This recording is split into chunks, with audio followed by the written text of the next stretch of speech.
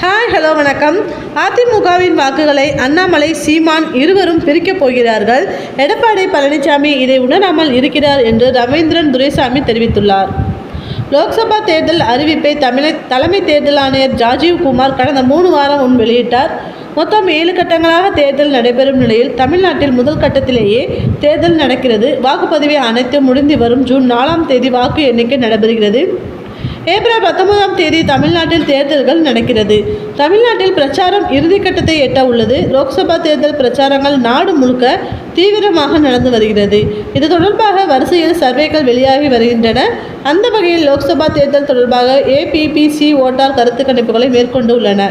தமிழ்நாடு 39, திமுக India கூட்டணி 39, பாஜக 0, அதிமுக 0. லோக்சபா தேர்தலில் தமிழ்நாட்டில் உள்ள 39 இடங்களில் எல்லா இடங்களிலும் திமுக கூட்டணி வெற்றி பெறும் என்று கணிப்பில் கூறப்பட்டுள்ளது. அதிமுக வசம் இருந்த ஒரு தொகுதியான தேனியும் திமுக பக்கம் செல்லும் என்றும் கணிக்கப்பட்டுள்ளது. திமுகவின் வாக்கு சதவிகிதம் 52 வரை செல்லும் என கணிக்கப்பட்டுள்ளது. பாஜக கூட்டணி 0 வாக்கு சதவிகிதம் பெறும் என கணிக்கப்பட்டுள்ளது. பாஜகவை விட அதிகமாக அதிமுக 23% வாக்குகளை பெறும் கணிப்பு தெரிவித்துள்ளது. பல்வேறு லோக்சபா தேர்தல் கணிப்புகளில் தமிழ்நாட்டில் பாஜக 10 இடங்கள் வரை கூட வெல்லும் என கணிப்புகள் தெரிவித்தன. ஆனால் இப்போது தேர்தலுக்கு 1 வாரம் கூட இல்லாத நிலையில் எல்லா இடங்களிலும் ஆளும் திமுகவை வெல்லும் என கணிப்பில் தெரிவிக்கப்பட்டு உள்ளது. இப்படி சர்வேக்கள் பல வெளியாகும் நிலையில் தமிழ்நாட்டில் அதிமுகவின் நிலை குறித்து மூத்த அரசியல் விமர்சகர் ரவீந்திரன் துரைசாமி பேட்டியளித்துள்ளார். அதில் பாஜக வாக்குகள் அதிமுகவிற்கு சென்றுள்ளன.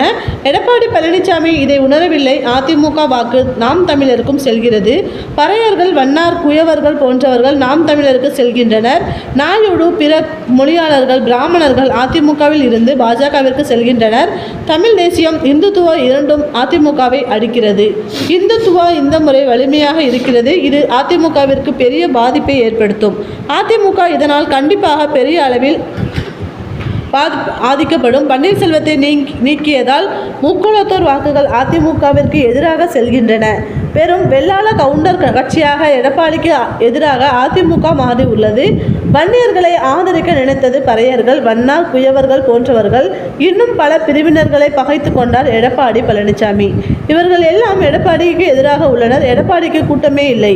பன்னீரை நீக்கியது தவறு, பாஜகவை விரட்டியது தவறு, பாமகவை நீக்கியது தவறு. இதெல்லாம் எடப்பாடி செய்த 3 பெரிய தவறுகள்.